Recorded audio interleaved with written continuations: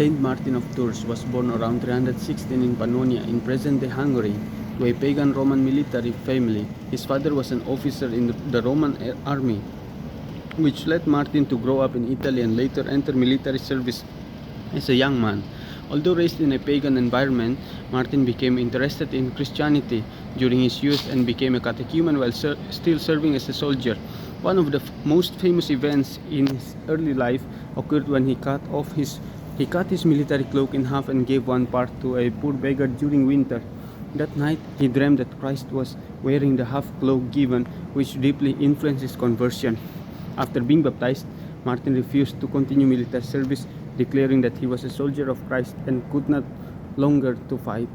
And he became Bishop of Tours, and he lived ascetic and disciplined life, combining prayer and missionary activities.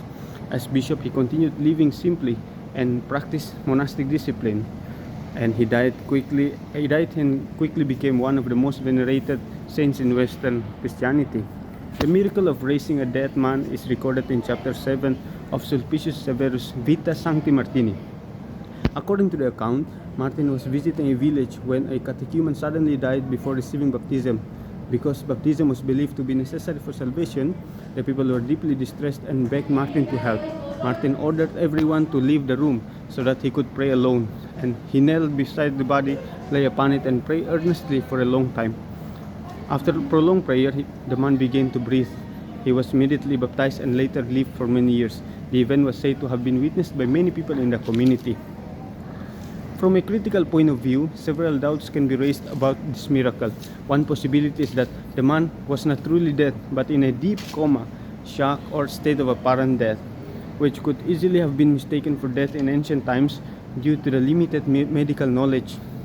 Another concern is that Sulpicius wrote in the style of hagiography, which often shaped miracle stories according to biblical models, such as the resurrections performed by Elijah, Jesus, and the apostles. This suggests that the story may have been influenced by theological symbolism. In addition, Sulpicius intended to promote Martin's holiness, which may have affected his presentation. The lack of independent medical or official records also limits historical verification. One of the most remarkable aspects of this miracle is Martin's humility. He did not command the dead man to rise but begged God with tears and perseverance. He dismissed the crowd and prayed in private, showing that he did not seek fame or public admiration. He risked failure and humiliation, since an unsuccessful attempt would have damaged his reputation. The purpose of his action was not to impress others but to secure the spiritual welfare of the catechumen through baptism. Thank you.